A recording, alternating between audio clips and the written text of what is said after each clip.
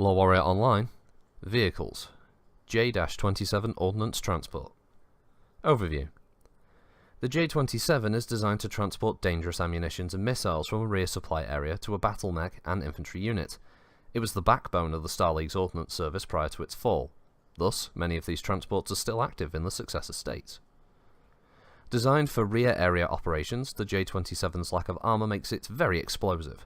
The munitions that it carries aren't protected in any way, exposing the transport to danger every time the vehicle nears the combat zone.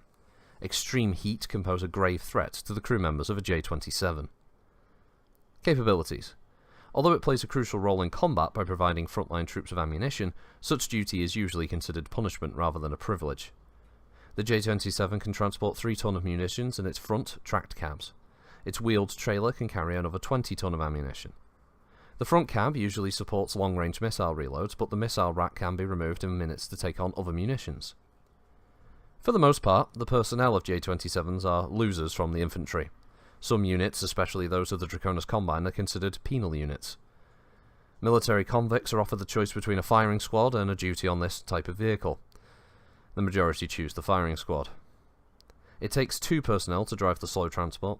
The third is in charge of securing the ammunition and manning the single Sperry Browning machine gun mounted over the cab. The mount is designed so that it cannot fire low enough to hit the car or the trailer. One of the major drawbacks of the J-27 transport is that the trailer can only be detached from the cab manually. Thus, when it comes under fire, the load checker has to detach the trailer so the vehicle is less of a target. Unfortunately, he must usually do this while the transport's moving, thus he has to crawl on top of the cab and down the back of the cab to then disengage the trailer while the vehicle is rumbling across the countryside and taking fire. Battle history. During the initial battles for Le Halles in 2880, House Lau used the vehicle extensively to maintain their control over the planet. When House Marek finally drove the Lau army off-world, it managed to capture a large number of these transports intact. Captured Lau J-27s have seen combat all the way to the Lyran world of Lorik.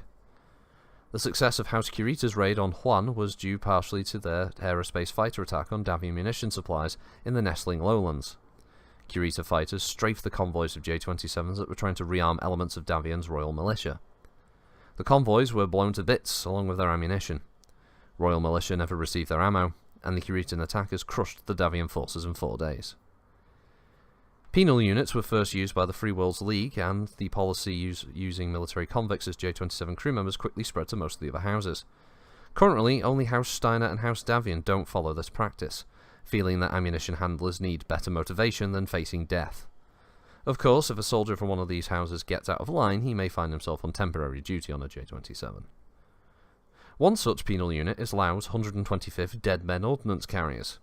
In 2080, during battles for the planet New Hessen against the Davian forces, the 125th Dead Men carried well over 1,000 times their own weight in munitions just to keep the Lau forces in a defensible position.